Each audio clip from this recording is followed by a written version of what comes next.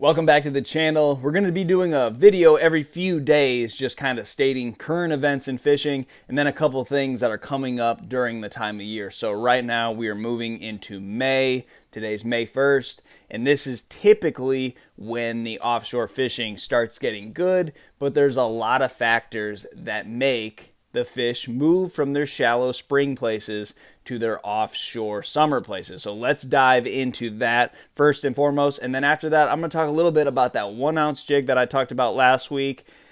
There are a few things I left out, some important things for me when I'm using it, little tweaks I make to the bait, and some things that I look for when I'm fishing that bigger bait. So let's first go with shallow fish, deep fish. What do you pick this time of year? And this is a time of year where before the tournament starts, Thursday, Friday, if you're fishing a Saturday tournament, you may be catching them really good shallow, and by the time the tournament rolls around, they have left. I mean, they are on a point right now where it could be any day where they leave, and there's quite a few factors that make them leave. Now, the obvious ones, water temperature, time of day, so the days are just getting longer. The water is now probably moving up into the 70s or 80s, depending on where you live, and those fish know it's time to move.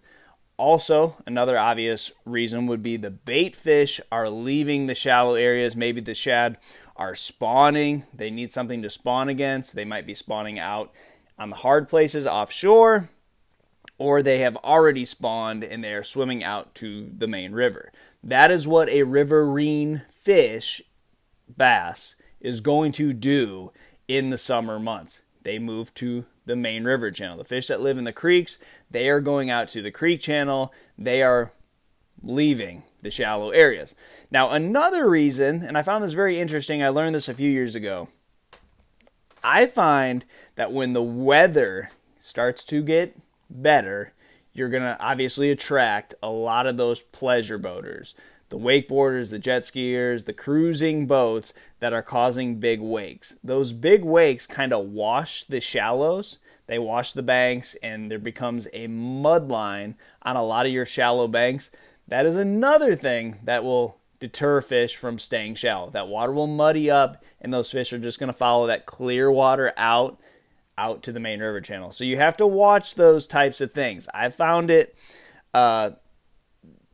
very common where you may be excited about how good the fishing is shallow, and the tournament is won way off the bank out. Just, not a whole lot deeper, but 5 or 6 feet deeper than you're fishing. So you might be fishing in 2 or 3 feet, 4 feet of water, and it's won out in that 8 to 10. So this is a time of year where I'm going to start shallow. That's my strength. I love fishing shallow. I do think April, depending on the moon phase, you may have another wave coming in, or early May in this case, but you may have some fish that are moving shallow one last time to spawn, and it could be really, really strong, and you have a lot more space to fish shallow because a lot of those guys that like to fish deep are trying to get an early start on the deep bite. So it's one of those things where you really have to let the fish tell you what's happening. And for a guy like me that loves to fish shallow, I should be able to get bit relatively easy shallow. It shouldn't be really hard to get a bite. If it is, that's when you need to just drop everything you're doing shallow and get out in at least that 6 to 8 feet. Fish those places that are right on the edge of some deep water because you know that that's where those fish are headed. The bite should be good this time of year. You shouldn't be out there and be going, man, this is so tough. The only time where this early in the year where the fishing is going to be really tough is if you have a place where those fish just live shallow year-round. I think of some of the lakes on the Coosa River, maybe some Florida lakes where the fishing is always done shallow. By this time, those fish have seen a lot of baits, and the fishing typically is going to start getting tough. It's that post-spawn time, and it just is high pressure from other fishermen, and the fish start to shut down. But if you have a lake where those fish are moving from shallow to deep, the deeper bite is where you have new fish showing up. Those are fish that typically haven't been pressured for a little while, and the bite should be pretty good. Those fish are feeding. They're getting ready to live the rest of their summer out on one spot, and they're going to feed up big time before they get there. So You have to really let the fish tell you what to do this time of year. All those factors I gave you about what's going on, you may think, well, the water's still cool. This is, a full moon. There should be fish shallow. We've idled a few ledges. They're not out there yet. Well, you got to start looking those in-between places, because it could be the washing of the bank from the pleasure boaters, or it could be some type of shad spawn or something going on, not on the bank, but somewhere else. So once you do get around them, though, you should be able to catch them. Like I said, the fishing should be good as long as you're around some fish. So don't go, this is going to be one of those tournaments where I just have to grind and keep one bait in my hand and just really go through the motions all day to catch them. That's not necessarily the case this time of year. There's going to be a biting school somewhere, and you just got to be around them. So fun time to fish. I love this time of year. And it's vice versa, where I'm talking about you may be stuck shallow and they've moved deep. The same thing can happen to where you're going, it's May. Fish should be deep. I'm just going to practice deep. And a lot of guys will do that. And for whatever reason, the same thing about washing the bank. Maybe there's a brim spawn going on. Maybe there's something else that's keeping those fish shallow longer. You can never rush anything in this game. It doesn't matter what the textbook of bass fishing tells you. Well, no, summertime, fish live deep. That's not always the case. They may be stuck shallow for another, 2 or 3 weeks and not get a lot of pressure because so many guys are off the bank fishing deep rather, and you have the shallow fish to yourself. So you can't jump ahead of the fish in either direction if it's shallow or deep. This time of year, you have to be careful. I've had fish, I want to say in the month of June, where I got there. I had been practicing shallow all week. The bite was pretty good for me, and I look around and everyone's talking about how deep they're fishing. Everyone's talking about how they're they all have 6XDs and deep diving crankbaits and all their ledge baits on their decks, and I've got flipping baits and a frog tied on and went and just crushed them. And there just weren't enough fish out there deep for a full field of tournament fishermen to go catch. They might have seen some in practice and said, this is going to be a tough tournament, but there are some out here.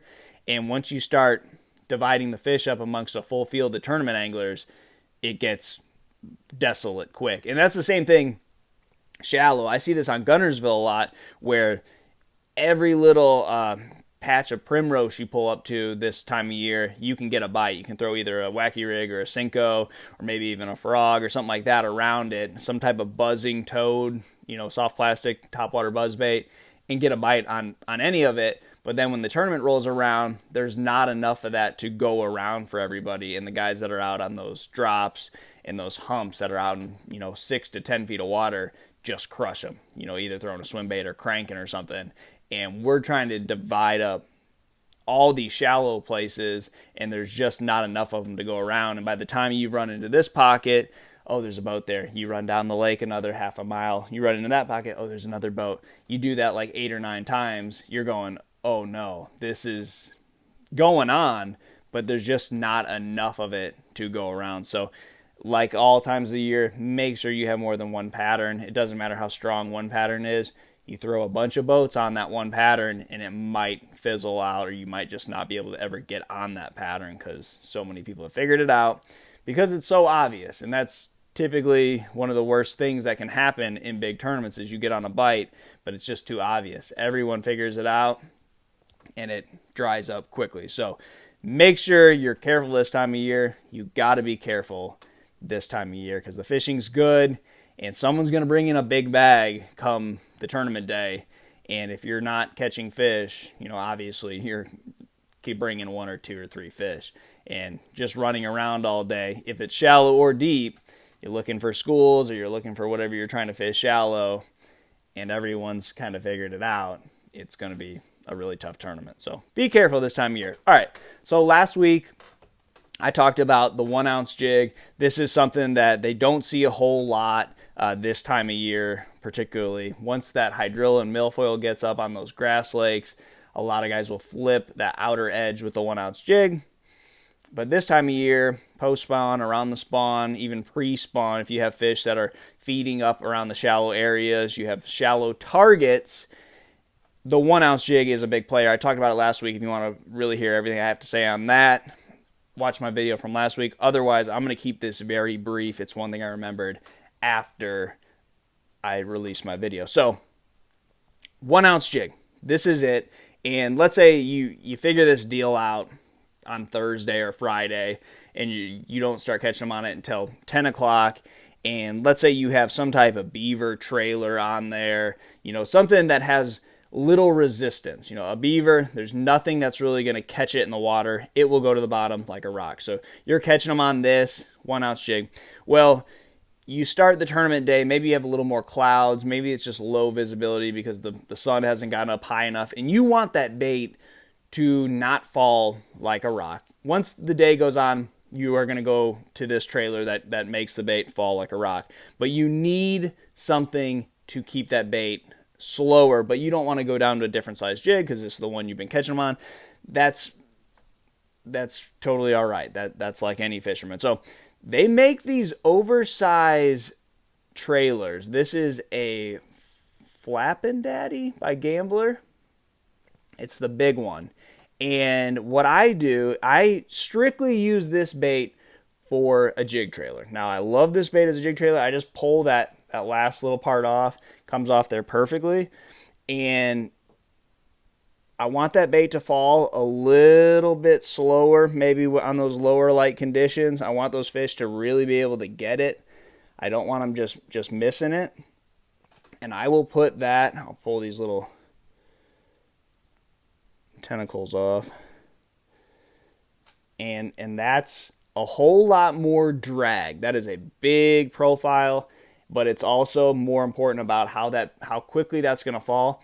That is a lot of resistance in the water. Those pinchers just flap and kick when it falls, and it's going to really slow that bait down. I can keep that same jig in my hand and fish slower if I think I need to fish slower. So it's the same thing like with spinnerbait fishing. Most of the time you're going to use one size spinnerbait.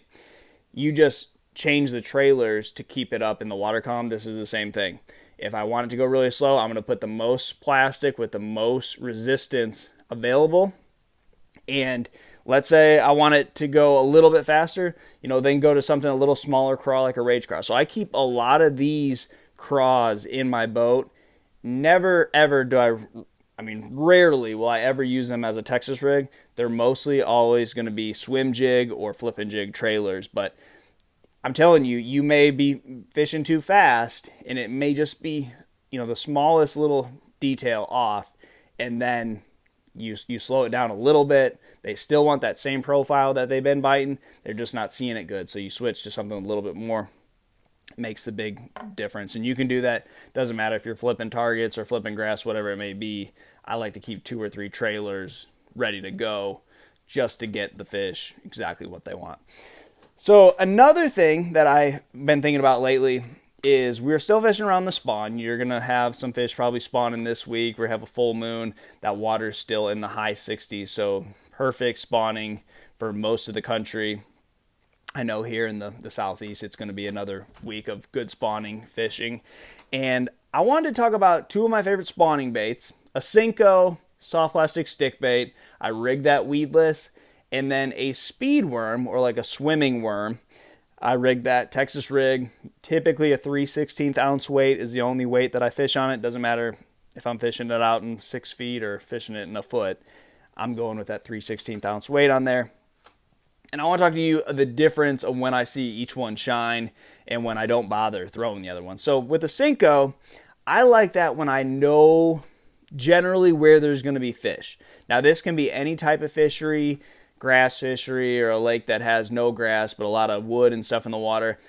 I'm throwing that bait to where I think there's a fish. Now if it's a hole in the grass, or maybe it's some lily pads where there's some open little pockets in there and I can throw that bait, any type of target is when I'm going to go with that Senko. If it's wood or a stump, and I just have a general idea of where I think there may be a bass, it's the Senko soft plastic stick bait, rigged weedless and rigged with no weight on it, weightless. That's the bait. Now, if I don't necessarily have too much of a specific spot, let's say I'm fishing grass, I may be fishing around eelgrass or hydrilla or milfoil where there's just going to be little holes, but they're random. I can't really see where they're at. Maybe even a pad field or something. That speed worm is going to be what I'm going to throw on bedding fish. I can cover a lot more water. I can fish quicker because it has that weight. It's going to get down to the bottom quicker. Now, the presentation, I don't think is as good and as enticing a bite as the weightless Senko, but I just am way more efficient with the speed worm rigged with a 3/16 ounce weight. So if I'm fishing grass, it's typically always going to be that speed worm. I don't necessarily have any idea where they're going to be, so I can just fan cast it around. And again, completely random with that speed worm, and the opposite with the soft plastic stick bait, the Senko. I know generally where there's going to be fish. And once you kind of start getting bites, you start to realize that, okay, they're going to be out in this little deeper water, or maybe they're going to be up really shallow, and there's just little places where you start thinking, you start visualizing. Now, it's not going to happen every time, but you start visualizing where you think there's beds. The soft plastic stick bait, like a Senko rigged weightless, is the way to go. So there's a couple more weeks of that. The spawn is on. Hope I helped you with the 1 ounce jig, and don't be afraid to fish shallow. Don't be afraid to fish deep, but be careful whatever you choose. Good luck to you guys, and I'll see you on the water.